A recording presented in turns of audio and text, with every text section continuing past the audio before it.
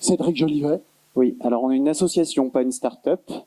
Donc Globe Conteur, histoire vivante de territoire, donc une immersion dans l'histoire populaire locale par ses habitants. En fait, on pense qu'aujourd'hui, les transmissions entre les générations se font essentiellement à travers les grands hommes et les grandes dates. Et pour nous, l'histoire est populaire, elle appartient à toutes et tous. Et on souhaite à ce que les acteurs des territoires, et notamment les acteurs du tourisme, travaillent ce terreau, l'histoire de leur territoire à travers ses habitants. Donc on collecte et on forme surtout des collecteurs de paroles sur des globes histoires, donc des petites histoires d'1 à 5 minutes qu'on collecte par audio, vidéo et écrit, des histoires réellement vécues, racontées en son jeu, et qui vont ensuite pouvoir être géolocalisées à l'endroit où elles ont eu lieu, ce qui nous donne donc accès au patrimoine immatériel. Voilà, on peut peut-être passer à la diapo suivante, j'ai pas le petit quick. Voilà.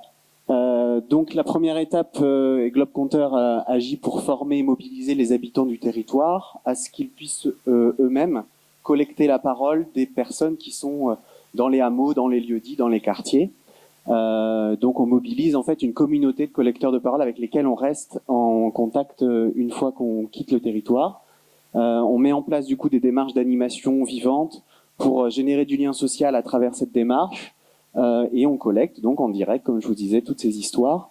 Ici, le numérique a la vocation de conserver cette mémoire avec une plateforme qui est déjà en ligne, qui est travaillée en logiciel libre et qui permet, comme un Wikipédia de la mémoire populaire, de rassembler tout ce qui est cette mémoire vivante. Et puis ensuite, il y a tout un enjeu, c'est de travailler la diffusion. Pour qu'il y ait transmission, il y a l'émission, mais il y a aussi la réception du message.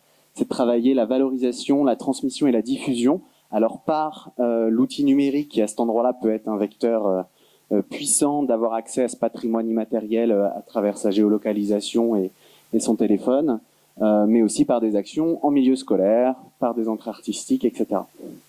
Voilà, donc ça s'appelle Globe Conteur, on a 2 ans et on est situé à côté de Nantes, on est incubé par les Écosolis actuellement, donc le réseau ESS nantais.